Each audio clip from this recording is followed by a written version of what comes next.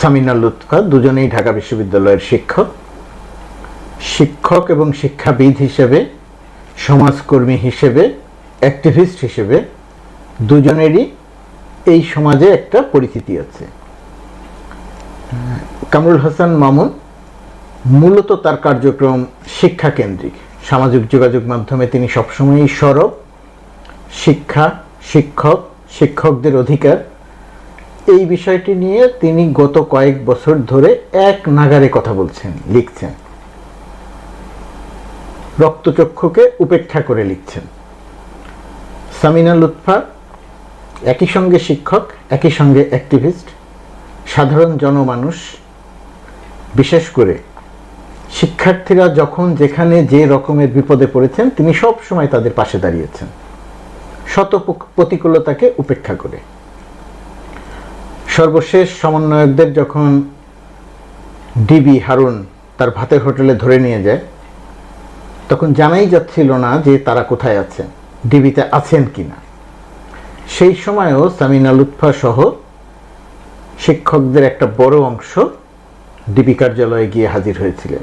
অত্যন্ত অসম্মান করে হারুন তাদেরকে সেখান থেকে বিদায় করেছেন। কিন্তু তারা শিক্ষার্থীদের রক্ষা করার যে ব্রত, শিক্ষার্থীদের পাশে দাঁড়ানোর যে ব্রত, সেখান থেকে একটুও পিছপা হননি। সমন্বয়কদের যে গুম করে দেয়া গেল না, তার পেছনে যদি সামান্যতম অবদান কারো থেকে থাকে, সেটা শিক্ষক নেটওয়ার্ক তথা সামিনা লুৎফাদের, অধ্যাপক কামরুল হাসান মামুনদের। আরও অনেকের অবদান আছে, আমি কারো অবদানকে ছোট করে দেখছি না। তো বর্তমান সরকার একটা শিক্ষা কমিশন করেছে শিক্ষা খাতকে সংস্কার করার জন্য। শিক্ষা খাতে যে সংস্কার লাগবে এটা নিয়ে আমাদের কারো কোনো দ্বিমত নাই। বিগত পলাতক শেখ হাসিনা সরকার বাংলাদেশের 8-10টি সেক্টরের চেয়েও বেশি শিক্ষা খাতকে ধ্বংস করে দিয়ে গেছে। সেই যে আলোচনা আজকে করব না, আপনারা সবাই জানেন। কিন্তু যে জায়গাটি অত্যন্ত মর্মাহত এবং মন খারাপ করা, সেটি হচ্ছে যে অধ্যাপক কামরুল হাসান এবং সামিনা লুৎফাকে যখন এই শিক্ষা সংস্কার কমিশনের সদস্য করা হলো, তার বিরুদ্ধে একটা তীব্র প্রতিবাদ আমরা লক্ষ্য করলাম। এই তীব্র প্রতিবাদটা কোথায়? শব্দটা তীব্র বলছি সামাজিক যোগাযোগ মাধ্যমে। যারা করছেন, আমি মনে করি যে হ্যাঁ, সবারই কথা বলার অধিকার আছে, তাদেরও প্রতিবাদ করার অধিকার আছে। কিন্তু প্রতিবাদ করার যে ভাষা, প্রতিবাদ করার যে ধরন, প্রতিবাদ করার যে হুমকি, এবং সেটা আমার কাছে মনে হয়েছে যে শোভনীয় মাত্রার মধ্যে থাকেনি। এই পৃথিবীটা বহু মত ও পথের মানুষের, বাংলাদেশও।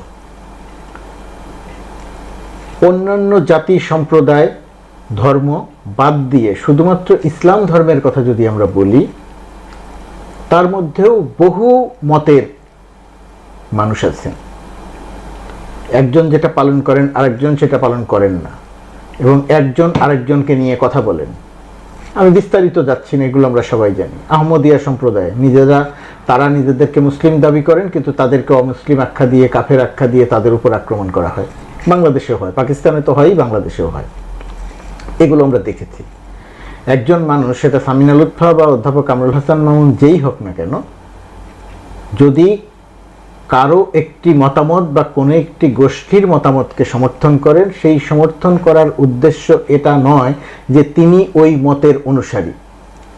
তিনি অনুসারী কি অনুসারী নন সেটা আমি নিয়ে মন্তব্য করছি না। আমি বলছি যে আপনি যেটাকে সমর্থন করছেন, একটা গোষ্ঠীকে সমর্থন করছেন, সেটার উদ্দেশ্য বা সেটা দিয়ে এটা বোঝায় না যে আমি বা আপনি ওই পথের অনুসারী। যখন কারো উপর আক্রমণ হয়, যখন কাউকে নিপীড়ন করা হয়, নির্যাতন করা হয়, তখন আমরা সেই মানুষগুলোর পক্ষ নিয়ে কথা বলি। এই কারণে কথা বলি যে এই নিপীড়ন বা নির্যাতনটা করা যাবে না। তো সেই জায়গাতে সামিনা লুৎফা বা কামরুল হাসান মামুনদেরকে যেভাবে অভিযুক্ত করে, যে অসম্মানজনক আচরণ তাদের সঙ্গে করা হলো, এবং সর্বশেষ যে কমিশনটি ভেঙে দেয়া হলো, সব কিছু মিলিয়ে মর্মাহত হওয়ার যথেষ্ট যৌক্তিক কারণ আছে। আমি কারো নাম উল্লেখ করি না, তারপরেও আমি একজনের নাম উল্লেখ করা দরকার। সেটা মাওলানা মামুনুল হক। তার যে ভাষা দেখলাম, আরও তিনি সহ আরও কয়েকজনের ভাষা দেখলাম, যে ভাষায় কথা বললেন, মিনিমাম কোনো শ্রদ্ধাবোধ নেই অন্যের প্রতি, কিন্তু ইসলাম তো সবসময় আমাদেরকে শ্রদ্ধার কথাই জানায়। এইভাবে কথা বলার আগে নিজেদেরও তো মূল্যায়ন করা দরকার যে আমরা কি করি, কি করেছি। ধরুন আমি কাউকে অভিযুক্ত করছি না, কিন্তু একটা উদাহরণ দিই শুধু, মামুনুল হকের ক্ষেত্রে এটা প্রযোজ্য। শেখ হাসিনার যে স্বৈর শাসন, শেখ হাসিনার যে গণতান্ত্রিক শাসন, শেখ হাসিনার যে নিপীড়ন নির্যাতন, শেখ হাসিনার যে হত্যাযজ্ঞ, শেখ হাসিনার যে গুম তত্ত্ব, গুমকাণ্ড, এই শেখ হাসিনাকে টিকিয়ে রাখার ক্ষেত্রে মামুনুল হকদের কি কোনো ভূমিকা আছে? আমি জানি মামুনুল হকরাও আন্দোলন করেছেন, তাদেরও বহু নেতা কর্মী ত্যাগ স্বীকার করেছেন, সেটা নিয়ে আমার কোনো কার্পণ্য নেই সেটা অস্বীকার করতে। কিন্তু মামুনুল হকদের কথা যদি আসে তাহলে আমরা কি দেখব? আমরা শাপলা চত্বরের ঘটনা যেমন জানি, তার পরবর্তীতে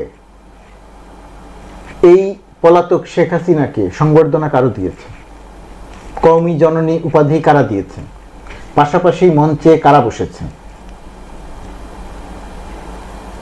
মামুনুল হক নিশ্চয়ই এটাকে তারা অস্বীকার করবেন না। তো শেখ হাসিনাকে টিকিয়ে রাখার ক্ষেত্রেও তো আপনাদের একটা ভূমিকা আছে। আপনারা অনেক বড় বড় কথা বলছেন এখন, হ্যাঁ কথা বলেন, কথা বলার অধিকার আছে, আপনার আছে, আমার আছে, সবার কথা বলার অধিকার আছে, আমার সেটা নিয়ে কোনো আপত্তি নেই। কিন্তু একটা মার্জিত রুচিসম্মত আচরণ প্রত্যাশিত। হুমকি দিচ্ছেন কেন? তর্ক দিয়ে বোঝান। সামিনা লুৎফার সঙ্গে তর্ক করেন, কামরুল হাসান মামুনের সঙ্গে তর্ক করেন, এটা না করলে এটা করা হবে না, ওটা না করলে ওটা করা হবে না। স্বৈরাচার শেখ হাসিনার পতনে আপনাদের ভূমিকা নেই আমি সেটা বলছি না, কিন্তু একই রকম ভাবে টিকিয়ে রাখাতেও তো আপনাদের ভূমিকা আছে, সেটাকে তো আপনারা অস্বীকার করতে পারবেন না। ধরুন আপনাকে যখন গ্রেপ্তার করা হলো, আপনাকে যখন আপনার নামে যখন প্রোপাগান্ডা চালানো হলো, তখন কিন্তু আপনারা চুপ হয়ে গিয়েছিলেন, আপনাদের নেতাকর্মীরা চুপ হয়ে গিয়েছিল, আপনারা কিন্তু সেই প্রতিবাদটিকে আর দীর্ঘায়িত করতে পারেননি। শেখ হাসিনার শাসনে আপনারা ভয়ে ভীত সন্ত্রস্ত হয়ে পড়েছিলেন, এটাকে তো অস্বীকার করা যাবে না। ছাত্র জনতা আন্দোলন করেছে, আপনারা নিশ্চয়ই তার সঙ্গে ছিলেন, আমি সেটাকে অস্বীকার করি না। কিন্তু ছাত্র জনতা আন্দোলন করেছে, সেই আন্দোলনের তো সামনে থেকেও কাজ করেছেন কামরুল হাসান মামুন বা সামিনা লুৎফারা। তাদেরকে আপনারা উড়িয়ে দিচ্ছেন কেন? তারা তো শিক্ষাবিদ, তারা তো শিক্ষা নিয়ে কাজ করেন।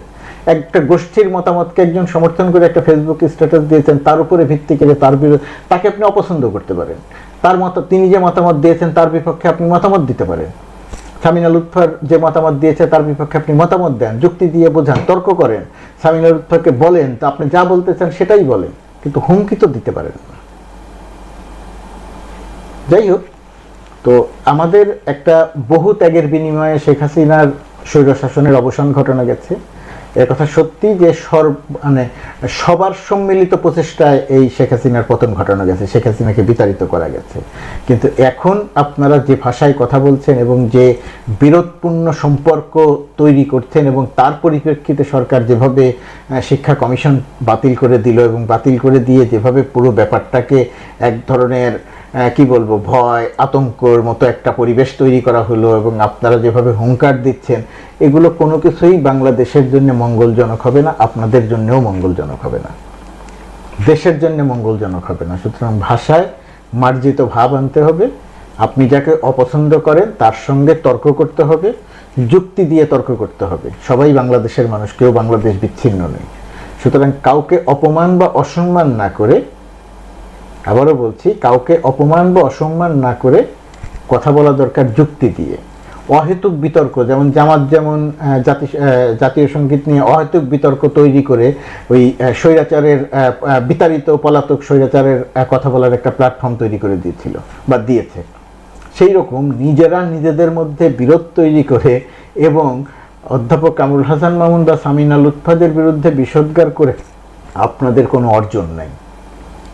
বিরোধ তৈরি হলে স্বৈরাচার লাভবান হবে, এটা ভুলে গেলে চলবে না। তর্ক করার সুযোগ আছে, দোষারোপ করার সুযোগ আছে, মতের বিপক্ষে মত দেওয়ার সুযোগ আছে, কিন্তু মতের বিপক্ষে হুমকি